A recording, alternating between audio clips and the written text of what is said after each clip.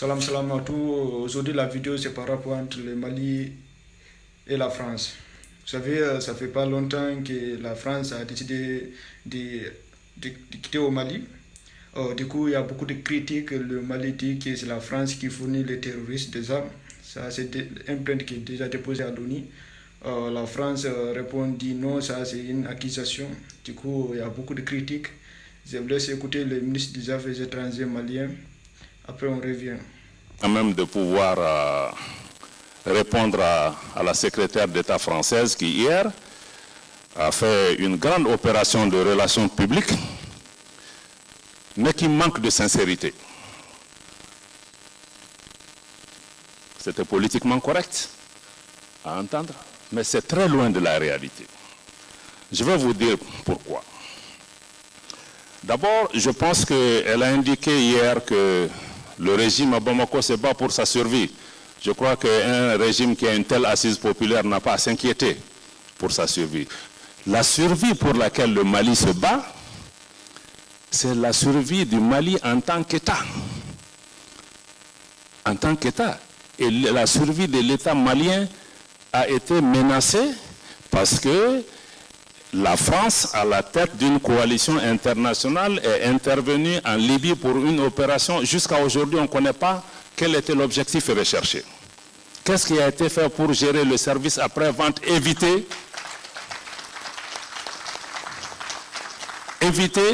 qu'une opération étrangère ne finisse par une déstabilisation de l'ensemble de la région. Les Africains s'étaient levés à l'époque pour s'opposer à cette intervention. Aujourd'hui, c'est la cause principale. Ma soeur de Libye est là, ils sont encore en train de se battre entre Libyens pour fixer le problème chez eux. Mais aujourd'hui, l'intervention en Libye est la cause de la déstabilisation de toute l'Afrique. Hier, nos chefs d'État ont parlé, ce n'est pas seulement le Mali, c'est tout le Sahel, c'est l'Est de la RDC, jusqu'au Mozambique. Donc on a un problème plus grand. Je crois que quand ils parlent, ils doivent imaginer ce dont ils parlent. La survie dont on parle, c'est la survie de nos États à cause d'une défaillance géostratégique monumentale qui nous a amenés à ce problème. Et que jusqu'à aujourd'hui, personne n'assume la responsabilité. Est-ce qu'ils sont venus pour empêcher que la faillite de Bamako? Oui, nous le reconnaissons. Mais vous venez faire le pompier après avoir allumé le feu. Je suis reconnaissant pour les morts français au niveau du Mali. Elle a parlé hier de 50, mais le Mali ne compte même pas ses morts, civils ou militaires. On ne compte pas. Combien de Sénégalais ou d'autres ont perdu la vie? Je crois que ça, c'est la cause principale de la déstabilisation. Elle dit aussi que la France se bat pour la souveraineté des pays africains et qu'elle n'entend pas se substituer aux armées africaines. Je vous donne un exemple. D'abord, la France se substitue aux armées africaines parce que quand la France est venue pour aider le Mali à libérer notre territoire en 2013, il y a 3 grandes régions dans le nord du Mali. On a libéré ensemble Gao, on a libéré ensemble Tombouctou, Kidal qui est la 3e région dans le nord du Mali. À 50 km de la ville de Kidal, l'armée française a stoppé net l'armée malienne en disant que vous ne pouvez pas entrer à Kidal sur notre propre territoire. Quelle souveraineté vous promouvez?